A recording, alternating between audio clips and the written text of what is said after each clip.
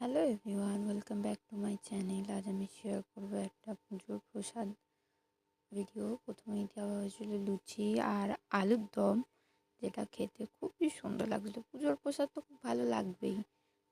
আমি একটুখানি খেয়েও তোমাদেরকে দেখালাম কেমন লাগছে। তারপরে দিয়েছিল খিচুড়ি, খিচুড়ির সাথে একটা মিক্স সবজির তরকারি, সেটাও খুব ভালো ছিল। তারপরে হলো পোলাও।